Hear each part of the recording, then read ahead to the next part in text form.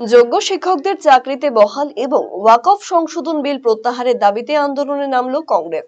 সোমবার বিকেলে উত্তর দিনাজপুরের কালিয়াগঞ্জে বিক্ষোভ প্রদর্শন করেন দলের নেতা কর্মীরা। এদিন তালতলা কংগ্রেস পার্টি অফিস থেকে এই মিছিল শুরু হয়।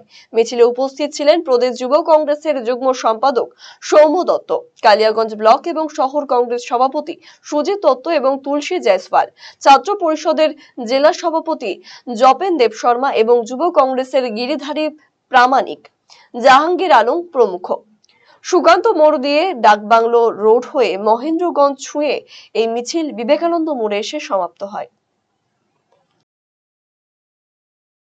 26,000 মতন শিক্ষক শিক্ষিকার চাকরি গেছে এবং তাদের মধ্যে অনেকেই যোগ্য ছিল, যাদের চাকরি যাওয়াটা উচিত ছিল না। আজকে মমতা ব্যানার্জি মিটিং করেছেন, বলেছেন যে আমি যোগ্য যারা আছে তাদেরকে চাকরি ফিরিয়ে দেব।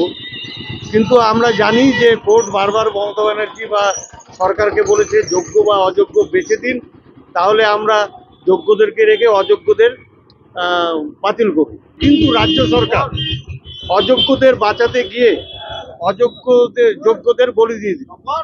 তার প্রতিবাদে আজকে আমাদের মিছিল। রায়গঞ্জবাসীদের জন্য সুখবর, যারা দীর্ঘদিন ধরে পেটের সমস্যায় ভুগছেন তাদের জন্য রায়গঞ্জ দিশারিতে আসছেন ব্যাঙ্গালোরের প্রখ্যাত গ্যাস্ট্রোএন্টারোলজিস্ট ডাক্তার ইরশাদ আলী, এইচএমডি, ডিএনবি। এখন থেকে প্রতি মাসে নির্দিষ্ট দিনে ডাক্তারবাবুকে দেখাতে আজই যোগাযোগ করুন দিশারি হেলথ কেয়ার, উকিলপাড়া, রায়গঞ্জ শাখায়। যোগাযোগ করুন 7477785509 এই নম্বরে এবং 7477785512 এই নম্বরে।